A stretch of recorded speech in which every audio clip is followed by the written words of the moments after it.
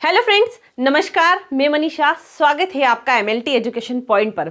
तो आज हम पढ़ने वाले हैं एक बहुत ही इंपॉर्टेंट टॉपिक, इतना इंपॉर्टेंट टॉपिक कि हर स्टूडेंट को इस टॉपिक के बारे में पता होना चाहिए। मैं तो कहती हूँ कि हर स्टूडेंट को क्या, हर व्यक्ति को इस टॉपिक के बारे में पता होना चाहिए, क्योंकि देखो आज का हमारा जो टॉपिक है वो हम पढ़ने वाले हैं reproductive system.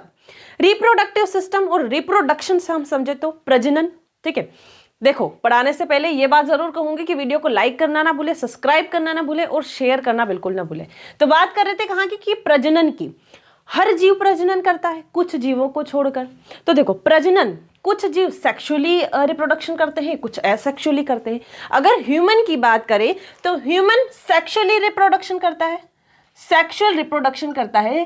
Sexually in the sense क्या होता है, यानी कि यहाँ पर एक मेल और एक फीमेल, एक मेल और एक फीमेल, इन दोनों का मतलब अभी बताऊंगी। इतना समझिए कि एक मेल और एक फीमेल मिलते हैं और रिप्रोडक्शन होता है। ठीक है, जबकि एसेक्सुअल में माता भी वही होता है और पिता भी वही होता है। समझ में आया? तो मेल रिप्रोडक्टिव सिस्टम आज हम पढ़ेंगे। रिप्रोडक्शन जो टॉपिक है हमारा, उसमें हम मेल और फीमेल रिप्रोडक्टिव सिस्टम दोनों के बारे में पढ़ते हैं। ठीक है, तो इस टॉपिक को हम अच्छे से समझेंगे, बहुत बेहतरीन तरीके से समझेंगे। ठीक है, थोड़ा सा टॉपिक बड़ा है लेकिन बहुत ज़रूरी है। देखो, अगर मेल रिप्रोडक्टिव सिस्टम की हम बात करें तो आपके मन में बहुत सारे क्वेश्चन आते होंगे कि आखिर में मेन से जो ये सीमेन निकलता है वो सीमेन क्या होता है, उसके अंदर क्या प्रेजेंस होता है, स्पर्म क्या होते हैं। ढेरों क्वेश्चन हमारे दिमाग में होते हैं। तो सभी क्वेश्चन का जवाब आज आपको इस टॉपिक में मिल जाएगा। सो पेशेंट बनाए रखें, अच्छे से पढ़ते हैं, बहुत बेहतरीन तरीके से पढ़ेंगे। देखो, मेल रिप्रोडक्टिव सिस्टम पढ़ाने से पहले एक चीज और आपको बता देती हूँ कि देखो यहां पर मैंने आपको बताया कि सेक्सुअली रिप्रोडक्शन मतलब कि मेल और फीमेल के गैमिट। अब ये गैमिट क्या है? गैमिट जो है ना, जैसे मेल क्या बनाते हैं, स्पर्म बनाते हैं। मेल क्या बनाते हैं? मेल के अंदर क्या बनता है? स्पर्म बनता है। और फीमेल के अंदर क्या बनता है? ओवम या फिर एग। ठीक है, ओवम या एग। और ये मेल और फीमेल के अपने अपने गैमीट बन रहे हैं, इसको हम कहते हैं गैमेटोजेनेसिस। क्या कहते हैं? गैमेटोजेनेसिस। यहां लिख दूं, गैमेटोजेनेसिस। ठीक है, यानी कि गैमीट, यानी कि मेल अपने गैमीट बनाता है, फीमेल अपने गैमीट बनाता है। फिर मेल के स्पर्म जो है वो कहाँ जाते हैं? मेल के स्पर्म फीमेल के अंदर जाते हैं। तो यहाँ पर क्या होता है? इंसेमिनेशन होता है। और इंसेमिनेशन होता है तो ये दोनों मिलते हैं। ये दोनों मिलते हैं तो क्या होगा? फर्टिलाइजेशन होगा, जाइगोट बनेगा, फर्दर आगे प्रोसेस होगी और 9 महीने बाद एक बच्चा जन्म लेता है। ठीक है, तो यही होता है क्या? हमारा रिप्रोडक्शन। तो आज हमें पढ़ना है मेल रिप्रोडक्टिव सिस्टम के बारे में। तो बिना कोई देरी किए आज के हमारे इस टॉपिक पर चलते हैं। तो देखो, आप चाहे मेल रिप्रोडक्टिव सिस्टम पढ़ो या फिर फीमेल रिप्रोडक्टिव सिस्टम पढ़ो, दोनों में आपको पढ़ना है। एक तो आएगा हमारा प्राइमरी सेक्स ऑर्गन और एक आएगा हमारा सेकेंडरी सेक्स ऑर्गन। फीमेल में भी आपको पढ़ना है, ठीक है। तो प्राइमरी सेक्स ऑर्गन इसको हम क्यों कह रहे हैं? देखो, मेन के अंदर सबसे ज्यादा जरूरी क्या है? स्पर्म। और फीमेल के अंदर सबसे ज्यादा जरूरी क्या है? ओवम। ठीक है, तो वो ऑर्गन जो कि स्पर्म को बनाता हो, ठीक है, प्राइमरी चीज हम किसको कहते हैं? यानी कि वो इतनी इंपॉर्टेंट है कि उसके बिना काम ही नहीं चल सकता। तो टेस्टिस इतनी इंपॉर्टेंट है कि भाई वो स्पर्म नहीं बनाएगी तो बाकी के आगे के सिस्टम का क्या मतलब है? ठीक है, तो स्पर्म यानी कि जो ऑर्गन स्पर्म बना रहा है यानी कि टेस्टिस, वो हो जाएगा हमारा primary sex organ. Then second आएगा सेक्स हार्मोन। हार्मोन भी आपके लिए उतने ही जरूरी होते हैं। स्पर्म को यानी कि बनाने के लिए हार्मोन जरूरी होते हैं। मेल हार्मोन होते हैं, फीमेल हार्मोन होते हैं। तो फीमेल के लिए जो फीमेल हार्मोन, हम फीमेल रिप्रोडक्टिव सिस्टम में उसके बारे में डिस्कस करेंगे। तो देखो, मैंने ये डायग्राम भी बनाया है यहाँ पर। ये डायग्राम जो है ना आपका साइड व्यू है। अगर आप साइड से देखेंगे तो फ्रंट का व्यू जो भी मैं अगली बार बना दूंगी इसको आगे, तो आप ये साइड व्यू में हम इससे समझते हैं। प्राइमरी सेक्स ऑर्गन आपका है टेस्टिस। तो आपको यहां पर दिख रहा होगा ये ब्लू कलर का जो ओवल लाइक स्ट्रक्चर मैंने बनाया है, ये है टेस्टिस। ये मेल रिप्रोडक्टिव सिस्टम का साइड व्यू है, ध्यान रखना। तो ये है टेस्टिस। ये हमेशा पेयर में प्रेजेंस होती है, 2 होती है। यहां पर साइड का है इसलिए आपको एक दिखाई दे रही है। फिर आता है हमारे ये जो तीनों है, ये आते हैं आपके सेकेंडरी सेक्स ऑर्गन में। किसमें आते हैं? सेकेंडरी सेक्स ऑर्गन में। ठीक है, यानी कि टेस्टिस के अंदर स्पर्म बना उसको पहुंचाना भी तो पड़ेगा, निकालना भी तो पड़ेगा भाई। देखिए आपको फीमेल में पहुंचाना है, तो पहुंचाने के लिए यहाँ पर जरूरी होती है एक्सेसरी डक्ट्स, यानी कि स्मॉल डक्ट, वासा एफरेंशिया, एपिडिडाइमिस, वास डिफरेंस और इजेकुलेटरी डक्ट। सभी के बारे में एक एक करके अभी हम डिटेल में पढ़ेंगे, ठीक है।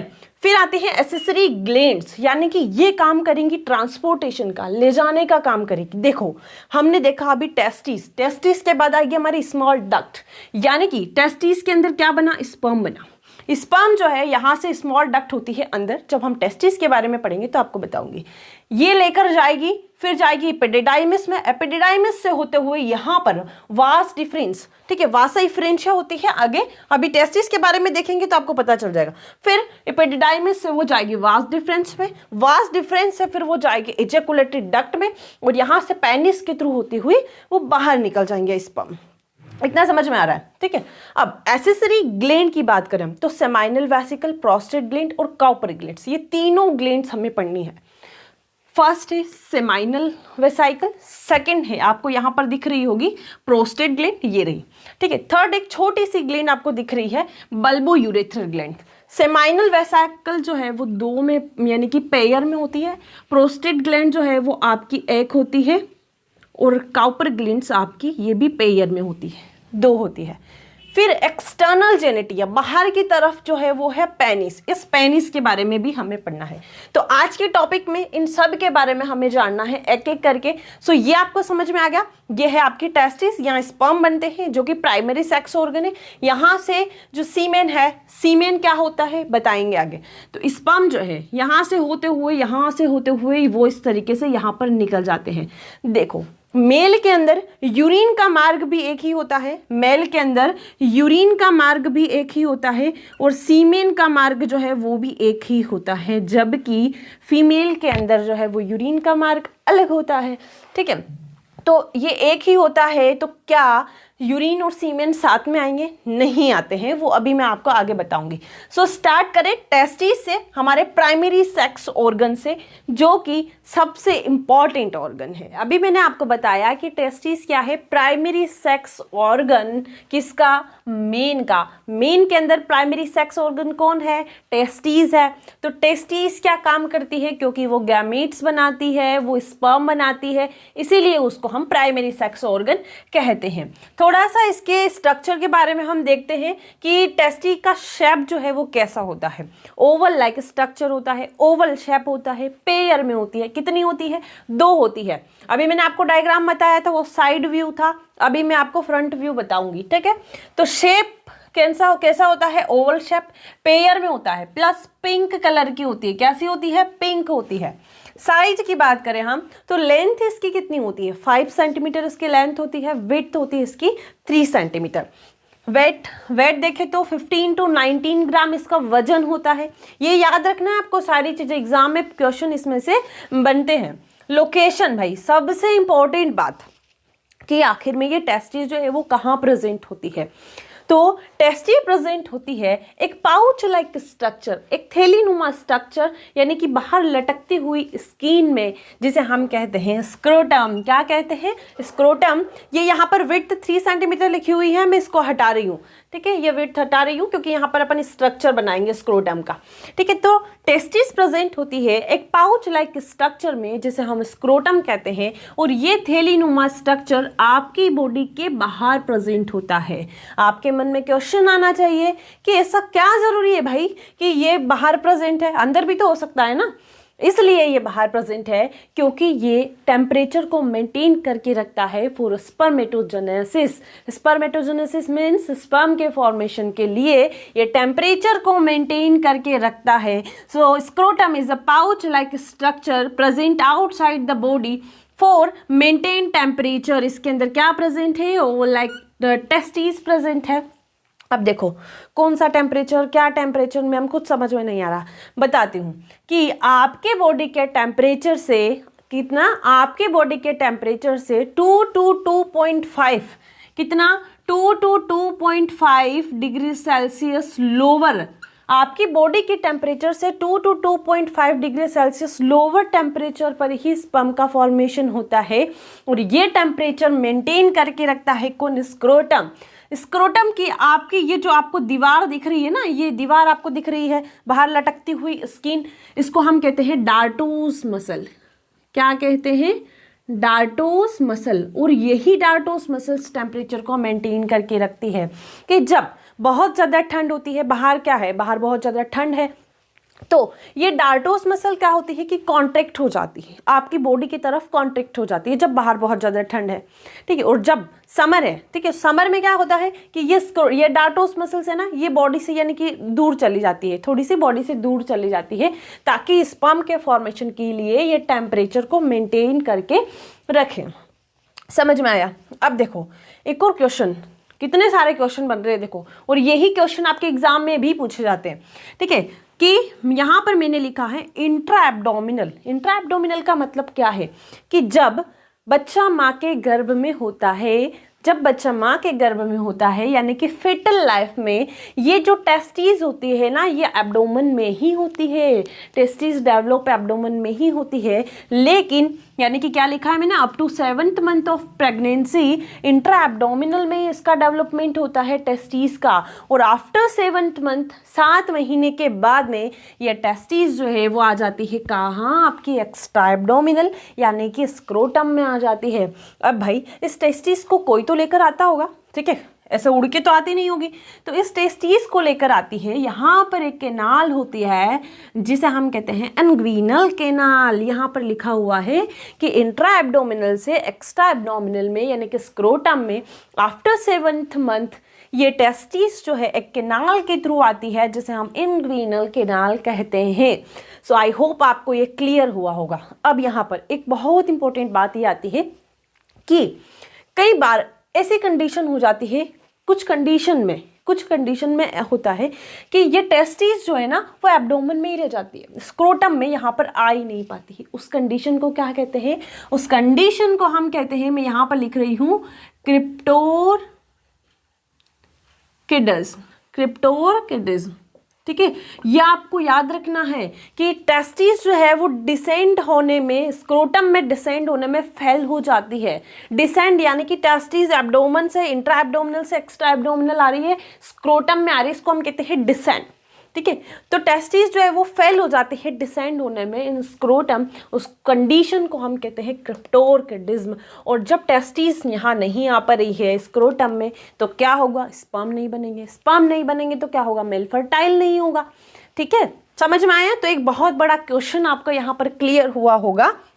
देखिए, अब टेस्टिस के फंक्शन की बात करते हैं, तो मोटा मोटा आपको क्लियर हो ही गया होगा कि टेस्टिस का काम क्या है? स्पर्म बनाना, जिसे हम कहते हैं स्पर्मेटोजेनेसिस। टेस्टोस्टेरोन, एक बहुत इंपॉर्टेंट बात आती है कि भाई ये एक हार्मोन है जो कि आपके स्पर्म को बनाने के लिए बहुत ज़रूरी होता है। इसके बिना सब अधूरा है। ठीक है, ना तो स्पर्म बनते हैं, कुछ नहीं बनते हैं अगर टेस्टोस्टेरोन नहीं हो। तो ये हार्मोन मेल के लिए बहुत ज़रूरी होता है। जो दाढ़ी आती है, मूंछ आती है, ठीक है, जो मेल के कैरेक्टरिस्टिक है वो टेस्टोस्टेरोन हार्मोन के कारण ही आते हैं। और वो कौन बनाता है? टेस्टिस बनाती है। तो ये टेस्टिस का डिटेल डायग्राम है। ठीक है, अभी हमने देखा था साइड व्यू, उसमें आपको पाउच के स्ट्रक्चर में नीचे टेस्टिस दिखाई दे रही थी। तो ये उसका डिटेल स्ट्रक्चर है जो हमें पढ़ना है। ठीक है, तो शुरू करें स्ट्रक्चर की। सबसे पहले बात करते हैं इसकी लेयर से, आउटर स्ट्रक्चर से बात करें, फिर ही अंदर जाएंगे। देखो, तो सबसे पहले बात करें तो टेस्टिस को कवर करके रखती है यहाँ पर कुछ लेयर्स होती है। कितनी लेयर होती है? 3 लेयर होती है। कितनी लेयर होती है? 3 लेयर्स। 3 लेयर होती है। सबसे जो आउटर मोस्ट लेयर होती है जो इसको कवर करके रखती है, यहाँ पर ये वाली पूरी इतनी इतनी ब्लैक कलर की जो मैंने बना रखी है, इसको हम कहेंगे ट्यूनिका वेजाइनलिस। क्या कहेंगे? Tunica vaginalis. The outer most जो लेयर होती है उसको कहते हैं। अब अंदर वाली ये लेयर पर चलते हैं। ये जो ब्लैक वाली आपको दिख रही होगी, ये वाली, इसको हम कहेंगे ट्यूनिका एल्बुजिनिया। जो मिडिल लेयर है tunica albuginea. Inner most layer, और अंदर चले तो ये डॉट डॉट डॉट डॉट आपको दिखाई दे रहे हैं। ठीक है, ये इस तरीके से जो बीच में भी जा रही है, इसको हम कहेंगे ट्यूनिका। यहाँ पर टी लिखा है मैंने केवल, तो यहाँ से समझ जाना ट्यूनिका। ठीक है, ट्यूनिका वैस्कुलोसा। समझ में आया? Outer most tunica vaginalis, middle layer tunica albuginea, inner most layer tunica vasculosa. Layer आपको आई होप क्लियर हो गई होगी। अब थोड़ा अंदर चलते हैं इसके कि टेस्टिस के अंदर कितने 250 लोब्यूल्स प्रेजेंट होते हैं, जिसे हम कहते हैं टेस्टिकुलर लोब्यूल्स। ये लोब्यूल्स जो है ना वो प्रत्येक टेस्टिस में कितने होते हैं 250। इस बात को आपको भूलना नहीं है कि प्रत्येक टेस्टिस में 250 लोब्यूल्स प्रेजेंट होते हैं। यहाँ पर मैंने केवल ये 3-4 ही बनाए हैं, 250 तो भाई यहाँ बना नहीं सकते, लेकिन इसके अंदर 250 लोब्यूल्स बने हुए होते हैं, जो कि आपको ये रेड कलर के ये दिखाई दे रहे हैं, ये क्या है, लोब्यूल्स है। इन लोब्यूल्स के अंदर प्रेजेंट होती है 1 से 3, प्रत्येक लोब्यूल में 1 से 3 सेमाइनिफेरस ट्यूब्यूल प्रेजेंट होती है, जिसे हम यूनिट ऑफ टेस्टिस कहते हैं। क्या कहते हैं, यूनिट ऑफ टेस्टिस सेमाइनिफेरस ट्यूब्यूल को कहा जाता है। लिख लो, नोट करते जाओ साथ साथ में, ठीक है। तो 1 से 3 इच लोब्यूल्स में सेमाइनिफेरस ट्यूब्यूल होती है और इसी के अंदर स्पर्म बनते हैं, इसीलिए इसको हम यूनिट ऑफ टेस्टिस कहते हैं। तो आपको दिख रहा होगा इसके अंदर ये मैंने बनाया है, ये स्पर्म है, ठीक है। ये स्पर्म बन गए हैं किसके अंदर, सेमाइनिफेरस ट्यूब्यूल्स के अंदर। अब भाई इसको लेकर भी तो जाना पड़ेगा, ठीक है। टेस्टिस कैसे जाएगी, इसको कोई लेकर जाएगा, तो वो लेकर जाएगी आपकी डक्ट्स, जो कि आएगी आपकी सेकेंडरी सेक्स ऑर्गन में। तो इसके बाद में हम सेकेंडरी सेक्स ऑर्गन पढ़ेंगे तो मैं आपको बता दूंगी, लेकिन फिर एक बार हम थोड़ा सा देख लेते हैं, डायग्राम बनाया है तो स्पर्म बने वो आए यहाँ पर एक स्मॉल डक्ट से होते हुए। यहाँ पर ये जो ब्लैक ब्लैक कलर के मैं बना रही हूँ ये स्मॉल डक्ट्स है, यहाँ से स्पर्म आए, इस राउंड में आकर भर गए। ये जो राउंड जैसा एरिया बनाया है ना, इसको हम कहते हैं रेटिटेस्टिस। क्या कहते हैं, रेटिटेस्टिस। तो स्मॉल डक्ट से आए रेटिटेस्टिस में, रेटिटेस्टिस से यहाँ पर आपको ये ब्लैक ब्लैक जो लाइनिंग बनाई हुई है मैंने, इनको हम कहते हैं वासा इफ्रेंशिया। तो रेटिटेस्टिस से ये आए वासा इफ्रेंशिया में, वासा इफ्रेंशिया से आपको यहाँ पर एक पाइप दिख रहा होगा जो कि इस पूरे टेस्टिस को कवर किया हुआ है। हाईली कोल्ड स्ट्रक्चर है जिसे हम कहते हैं एपिडिडाइमिस। क्या कहते हैं, एपिडिडाइमिस का फ्रेंड्स बहुत इंपॉर्टेंट रोल है, अभी हम इसके बारे में पढ़ेंगे तो मैं आपको बताऊंगी, ठीक है। तो एपिडिडाइमिस में यहाँ पर स्पर्म आके इकट्ठे हुए कुछ समय के लिए यहाँ पर रहते हैं वो, फिर थोड़ी देर बाद, यानी कि थोड़ी देर बाद नहीं सॉरी, कुछ समय बाद फिर वो स्पर्म जो है वो आगे जाके निकल जाते हैं। अब देखो एपिडिडाइमिस के बारे में देखते हैं कि इसके 3 पार्ट होते हैं। सबसे पहला पार्ट हेड, यहाँ पर ये बॉडी, और ये वाला पार्ट इसको हम कहते हैं टेल। तो हेड वाले पार्ट को क्या कहते हैं, कैपुट। जो बॉडी वाला पार्ट है उसको हम कहेंगे कॉर्पस, और जो टेल वाला पार्ट है उसको हम कहेंगे कोडा। समझ में आया, कोडा। अब यहाँ से होते हुए यहाँ पर ये जो ब्लैक कलर की आपको दिख रही है ये वाली डक्ट्स, इस डक्ट को हम कहते हैं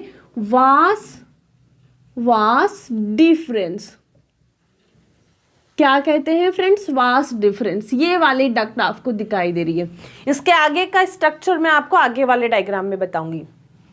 तो वासा इफ्रेंशिया और वास डिफरेंस में कंफ्यूज नहीं होना है। वासा इफ्रेंशिया रेटिटेस्टिस से कलेक्ट कर रही है, जबकि वास डिफरेंस उसको एपिडिडाइमिस यानी कि जो कोडा वाला पार्ट है वहां से लेकर जा रही है आगे। आई होप आपको ये क्लियर हो गया होगा। देखो अब हम समझते हैं जो सेकेंडरी सेक्स ऑर्गन है उसके बारे में, लेकिन उससे पहले हमें इसके लोब्यूल्स के बारे में भी पढ़ना है। तो एक बार हम थोड़ा सा लोब्यूल्स के बारे में डिटेल में जान लेते हैं। तो लोब्यूल्स के बारे में हम जानते हैं कि ये लोब्यूल्स हैं कितने, 250 लोब्यूल्स के अंदर 1 से 3 सेमिनिफेरस ट्यूब्यूल्स प्रेजेंट होती है, 1 2 3 इन इच लोब्यूल्स, ठीक है।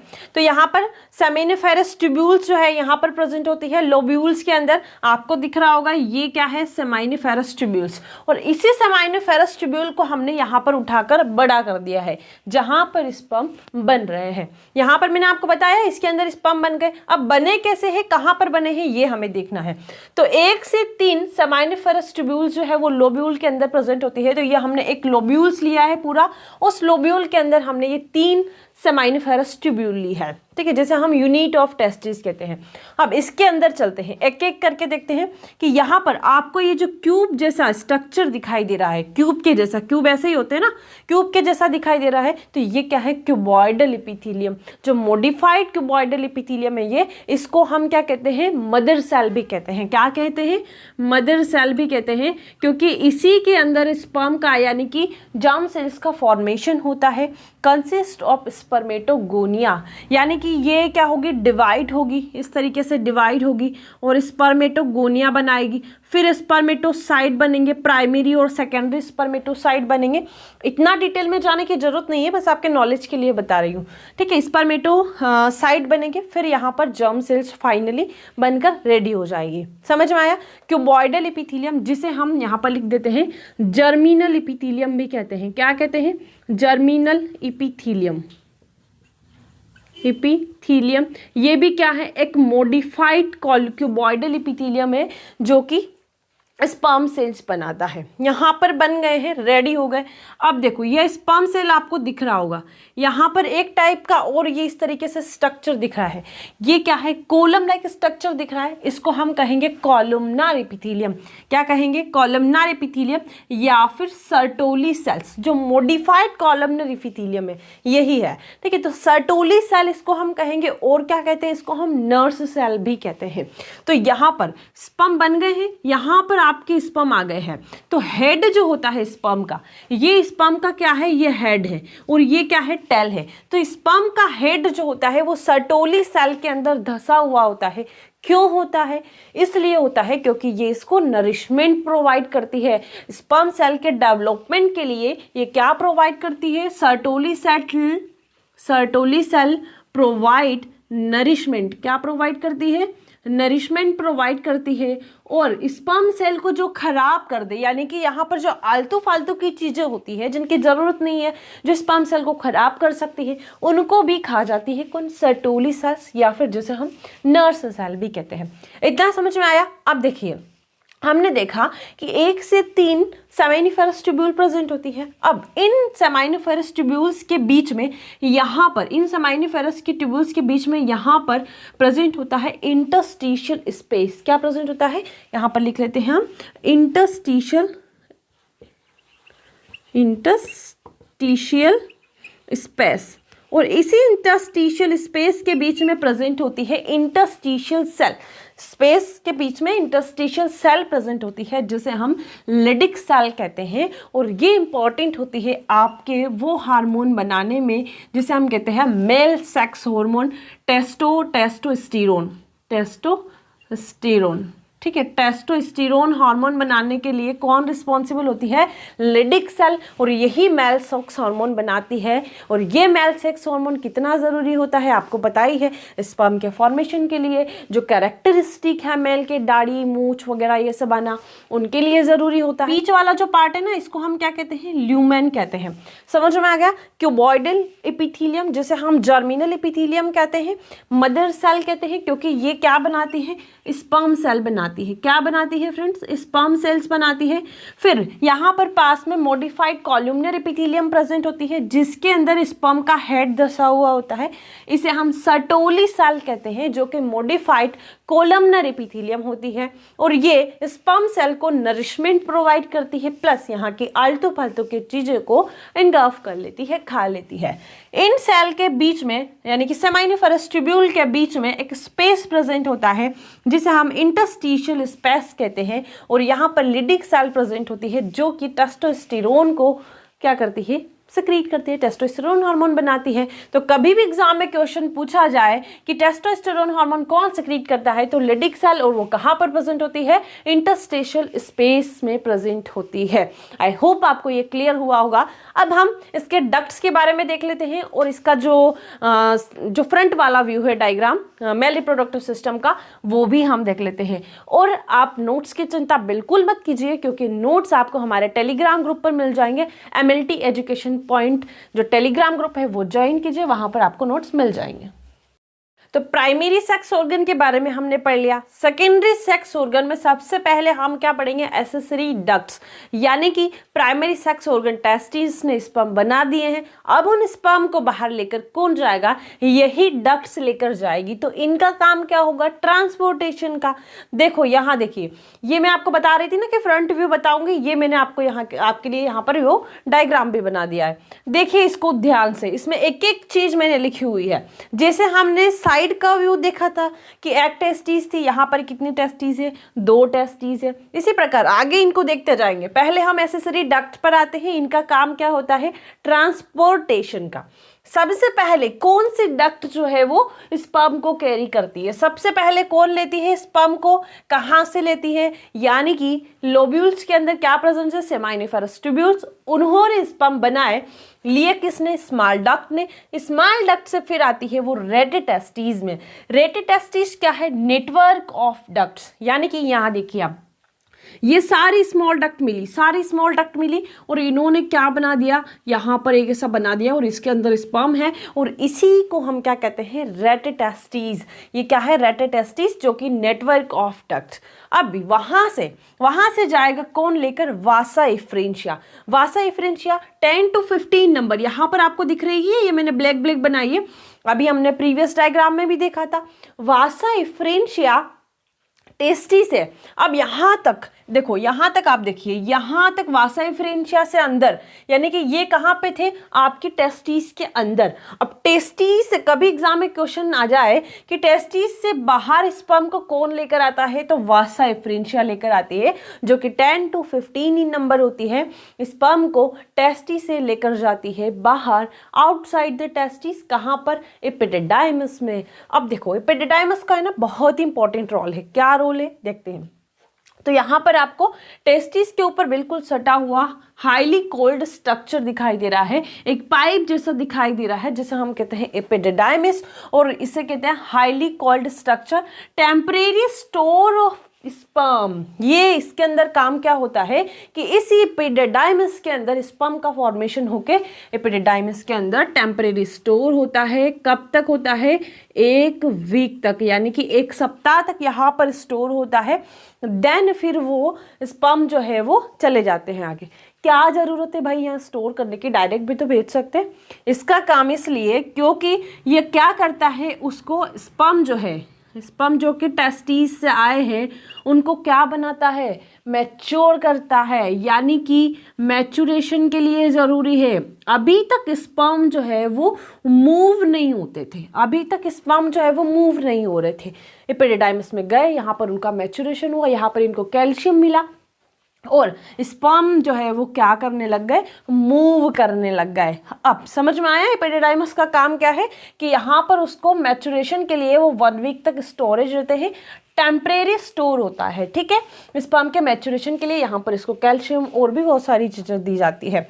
फिर यहाँ से लेकर जाएगी कौन? ये जो आपको नली दिख रही है, इसको हम कहेंगे वास डिफरेंस। कौन लेकर जाएगी? Vas deferens.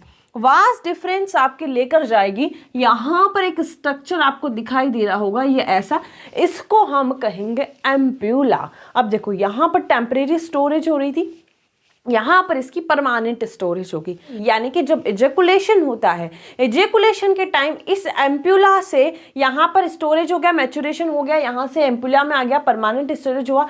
जब एजेकुलेशन होगा, अब एजेकुलेशन क्या है? एजेकुलेशन यानी कि यहाँ से सीमेन जो है वो सेमाइन वास डिफरेंस से होते हुए फिर यूरेथ्रा से होते हुए बिफोर एजेकुलेट हो जाते हैं, यानी कि बॉडी से बाहर निकल जाते हैं, जिसे हम कहते हैं सीमेन। अब ये सीमेन क्या चीज़ है? अभी तक तो हम स्पर्म देख रहे थे, सीमेन क्या है अभी आगे बताऊंगी।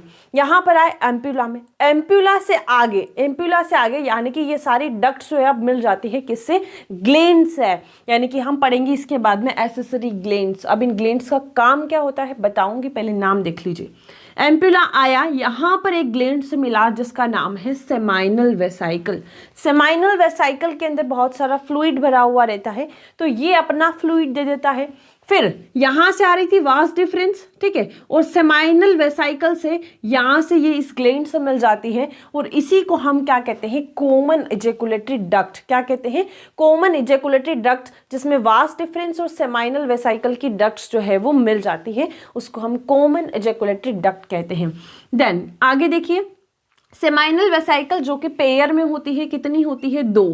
ठीक है, कितनी होती है? 2। उसके बाद यहाँ पर एक आपको ब्लैक कलर की ये ग्लैंड दिखाई दे रही है, तो यहाँ आके ये इससे मिल गई, ये आपका क्या है? ब्लैडर। ये आपका ब्लैडर है, जहाँ से यहाँ से यूरिन आता है। यूरिन का मार्ग भी यही है और सीमेन का मार्ग भी यही है। अब देखो, सेमाइनल वेसाइकल जब अपना फ्लूइड मिला देती है, यहाँ से आ रही थी स्पर्म, सेमाइनल वेसाइकल ने दिया अपना फ्लूइड, तो वो क्या बन गया है फ्रेंड्स? यहाँ लिख देती हूँ सीमेन। सीमेन। क्या बन गया है? सीमेन, यानी कि स्पर्म प्लस सेमाइनल फ्लूइड। ये सेमाइनल फ्लूइड कहाँ से आया? सेमाइनल वेसाइकल से, और वो क्या बन गया है? सीमेन। उसको हम कहते हैं सीमेन। अब जो यहाँ से जो आएगा, अभी तक स्पर्म आ रहे थे, अब यहाँ से जो आएगा उसको हम क्या कहेंगे? सीमेन। तो जब सीमेन आता है तब यूरिन नहीं आता है, जब यूरिन आता है तब सीमेन नहीं आता है। इतना समझ में आया? फिर सीमेन यहाँ से आया, जब क्या होता है? एजेकुलेशन होता है उस वक्त। ठीक है, तो यहाँ पर क्या प्रेजेंट है? प्रोस्टेट ग्लैंड प्रेजेंट है। प्रोस्टेट ग्लैंड भी अपना सिक्रीशन इसमें ऐड कर देगी। ऊपर से सीमेन आ रहा है, इसमें ये ऐड कर देगी। इनका काम क्या होता है अभी मैं बताऊंगी। ठीक है, फिर आती है नीचे, यहाँ पर आपको छोटी सी ग्लैंड दिखाई दे रही है जिसे हम कहते हैं काउपर ग्लैंड्स। वो काउपर ग्लैंड्स यहाँ पर आकर मिल जाती है, और यहाँ से ये बीच में जो आ रही है, अभी तक क्या थी? Common ejaculatory duct. अब यहाँ पर आ जाएगी ये यूरेथ्रा, जिसे हम कहते हैं यूरोजेनाइटल ट्रैक्ट, और इसी ट्रैक्ट से होते हुए सीमेन जो है वो बॉडी से बाहर निकलता है। तो काउपर ग्लैंड ने भी अपना सिक्रीशन मिलाया यहाँ पर, इसमें यहाँ पर काउपर ग्लैंड में भी अपना सिक्रीशन मिलाया, और सीमेन जो है वो यहाँ से बाहर निकल जाता है। समझ में आ गया? इन ग्लैंड्स का और भी क्या इंपॉर्टेंट फंक्शन है अभी मैं बताऊंगी, आप बस इतना समझिए।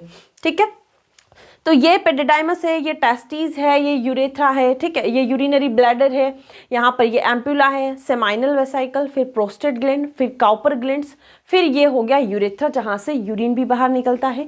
यहाँ पर एक होल सा बना हुआ रहता है जिसे हम कहते हैं यूरेथ्रल ओपनिंग, और ये है क्या? पेनिस। अब इस पेनिस के ऊपर यहाँ पर एक कवर सा लगा हुआ होता है जिसे हम कहते हैं फोर स्किन। यहाँ पर बहुत सारी ब्लड वेसल्स भी होती है। ठीक है, सभी के बारे में अभी हम देखेंगे। तो ये एक्सेसरी डक्ट का क्या काम होता है, कैसे होती है, ये आपको समझ में आ गया। अब हम एक्सेसरी ग्लैंड्स के बारे में देखते हैं, यानी कि कितनी ग्लैंड्स होती है? Seminal vesicle. प्रोस्टेट ग्लैंड जो है वो एक ही होती है। ठीक है, यहाँ पर आपको ऐसा दिख रहा है कि दो है, लेकिन ये दो नहीं है, केवल एक ही है। ये पीछे से आ रही है, इसलिए आपको इस तरीके से लग रहा है। काउपर ग्लैंड्स दो होती है। कितनी होती है? दो होती है, पेयर्स में होती है। तो इन ग्लैंड्स के बारे में जरा हम देख लेते हैं कि अब देखते हैं एक्सेसरी ग्लैंड्स के बारे में। कौन कौन से ग्लैंड्स है? तीन है यहाँ पर, सेमाइनल वेसाइकल, प्रोस्टेट ग्लैंड्स और काउपर ग्लैंड्स, जिसे हम बल्बो यूरेथ्रल ग्लैंड भी कहते हैं। क्या कहते हैं फ्रेंड्स? यहाँ लिख रही हूँ, बल्बो यूरेथ्रल ग्लैंड भी कहते हैं, बल्बो यूरेथ्रल। इन ग्लैंड्स का क्या काम होता है? ग्लैंड्स, इन ग्लैंड्स का काम क्या होता है भाई? बहुत इंपॉर्टेंट काम इनका होता है, देखते हैं। सेमाइनल वेसाइकल आपको यहाँ दिख रही है, ये सेमाइनल वेसाइकल प्रेजेंस है। कितनी है? दो है। सेमाइनल वेसाइकल जो कि 60 to 70% फ्लूइड देती है, यानी कि स्पर्म यहाँ से आया एम्पुला से निकल के, यहाँ से क्या आएगा? सेमाइनल वेसाइकल से फ्लूइड आएगा, और उस फ्लूइड के अंदर क्या क्या प्रेजेंट होगा? देखिए यहाँ में लिखा है join vas deferens to form ejaculatory duct. ठीक है, यहाँ से क्या आ रहा था? यहाँ से वास्ट डिफरेंस आ रही थी, ये वास्ट डिफरेंस आ रही थी। जब सेमाइनल वेसाइकल की डक्ट मिली तो क्या बन गई? कॉमन इजेकुलेटरी डक्ट, और ये कॉमन इजेकुलेटरी डक्ट जो है वो जाकर जुड़ जाती है आपके यूरेथ्रा से। तो मैं अभी आपको क्या बता रही थी कि सेमाइनल वेसाइकल का फ्लूइड जो है, जो कि 60 to 70% फ्लूइड होता है, यानी कि जो सीमेन जो सिक्रीट हो रहा है, सीमेन जो निकल रहा है एजेकुलेशन के टाइम पे, एजेकुलेशन यानी कि सीमेन जो है वो बॉडी से बाहर निकलता है, तो उसमें 60 to 70% तो सेमाइनल वेसाइकल का ही फ्लूइड होता है। ओके, तो सिक्रीशन यानी कि उस फ्लूइड के अंदर क्या क्या होता है? फ्रक्टोज होता है जो कि स्पर्म को एनर्जी देता है, आइनोसिटोल होता है, और क्लोटिंग प्रोटीन होते हैं। देखो क्लोटिंग प्रोटीन क्या काम करते हैं, यानी कि ये क्लोट बनाने का काम करते हैं, क्लोट बनाने का काम करते हैं। जब इंसेमिनेशन होता है, जब फीमेल जेनाइटल ट्रैक्ट के अंदर सीमेन जाता है तो वहाँ पर वो क्लोट बना लेता है, क्योंकि आप ही सोचिए कि वेजाइना का जो पीएच है वो क्या है? हाईली एसिडिक है, और भाई हाईली एसिडिक में तो हमारे स्पर्म मर जाएंगे, तो स्पर्म को जिंदा रखना पड़ेगा ना, जिंदा रहेंगे तभी तो वो एग तक पहुँचेंगे, तभी तो फर्टिलाइजेशन होगा। तो जिंदा रखने के लिए वो क्या करता है? वो नई जगह जाता है, सीमेन गया, नई जगह गया, वो फीमेल जेनाइटल ट्रैक्ट में गया। ठीक है, तो वहां पर उसको हाईली एसिडिक एरिया मिला, इसीलिए वो अपने आप का क्लोट बना लेता है ताकि वो वहां के इन्वायरमेंट में ढल सके। ठीक है, अब थोड़ी ही देर बाद, ऐसा नहीं कि क्लोट बना रह जाएगा, थोड़ी ही देर बाद फिर से क्या होगा, वो क्लोथ टूट जाएगा। और वो किसके कारण टूटेगा अभी बताते हैं। फिर क्लोथ टूट जाएगा, फिर वो जो स्पर्म जो है वो मूव करके फिर चले जाएंगे। ठीक है, अब देखिए ये तो हो गया हमारा सेमाइनल वेसाइकल की बात। प्रोस्टेट ग्लैंड का काम क्या है, आप सोचिए, जैसे मैंने आपको बताया कि वेजाइना क्या है, हाईली एसिडिक है, इसी प्रकार यहाँ से यूरिन आ रहा है, यूरिनरी ब्लैडर से यूरिन आ रहा है, तो यूरिन का मार्ग भी यही है, तो यहाँ का मार्ग भी हाईली एसिडिक होगा, और हाईली एसिडिक होगा तो स्पर्म तो यहीं मर जाएंगे, यहीं मर जाएंगे तो आगे जा ही नहीं पाएंगे। ठीक है, तो यहाँ के जो एरिया को, यहाँ का जो एरिया है उसको एल्केलाइन नेचर कौन प्रोवाइड करती है, प्रोस्टेट ग्लैंड। लिख लीजिए आप, नोट कर लीजिए, बहुत इंपॉर्टेंट है कि एल्केलाइन जो नेचर कौन प्रोवाइड करता है, यहाँ पर कौन प्रोवाइड करता है, प्रोस्टेट ग्लैंड। और इसका सिक्रीशन कितना होता है, 20 to 30% सिक्रीशन कौन देती है, प्रोस्टेट ग्लैंड देती है।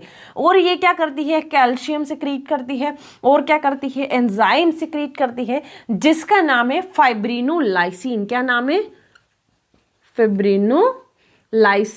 अभी देखो मैंने बोला क्लोट बनाया क्लोटिंग प्रोटीन ने, और ये फिब्रिनोलाइसिन जो है वो इस क्लोट को तोड़ेगा। फिब्रिनोलोजन जो है वो क्लोट बनाएगा, फाइब्रिनोलोजन, और फिब्रिनोलाइसिन जो है वो क्लोट को तोड़ेगा। समझ में आ गया है कौन तोड़ रहा है, और ये एल्कलाइन नेचर प्रोवाइड करती है। तो ये रही हमारी प्रोस्टेट ग्लैंड, जो कि एक ही होती है, ये पीछे से आ रही है इसलिए आपको ऐसी दिखाई दे रही है।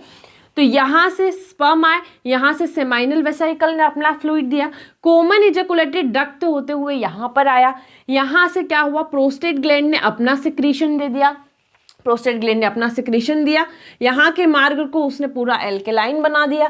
ठीक है, और यहाँ से स्पर्म आते हैं। अब देखिए, अब अगली ग्लैंड आती है, एक छोटी सी पी शेप आपको ग्लैंड दिख रही है, जिसे हम काउपर ग्लैंड कहते हैं, और इसको हम बल्बो यूरेथ्रल ग्लैंड भी कहते हैं।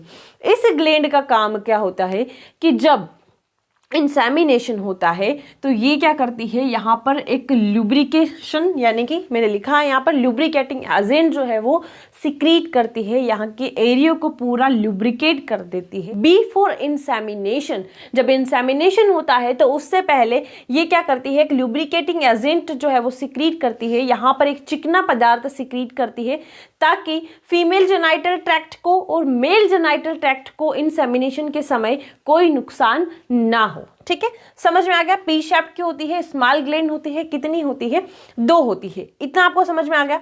अब यहाँ से होते हुए यहाँ से ये इसको हम कहते हैं यूरेथ्रल ओपनिंग, और यहाँ से होते हुए क्या होगा, इजैकुलेशन हो जाएगा, सीमेन जो है वो बाहर निकल जाएगा।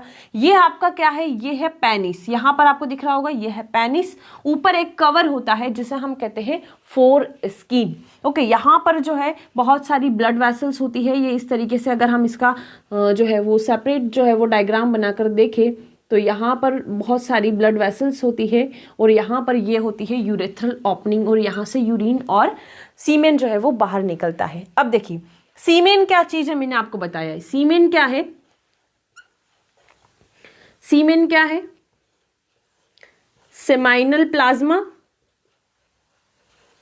जिसमें आपकी सभी ग्लैंड्स का फ्लूइड जो है वो मिक्स होता है, प्लस उसके अंदर क्या प्रेजेंट होते हैं, स्पर्म प्रेजेंट होते हैं, और उसी को हम कहते हैं सीमेन, जो कि पर इजैकुलेशन कितना निकलता है, 2 to 3 ml, 2 to 3 ml। और पर इजैकुलेशन में इसमें कितने स्पर्म होते हैं, ठीक है, स्पर्म की नॉर्मल वैल्यू पर इजैकुलेशन कितनी होती है, 200 to 300 मिलियन, 200 to 300 मिलियन पर इजैकुलेशन। ठीक है, यदि 20 मिलियन से कम, कितने, 20 मिलियन से कम अगर हो जाते हैं तो उस कंडीशन को हम कहते हैं ओलिगोस्पर्मिया, ओलिगोस्पर्मिया।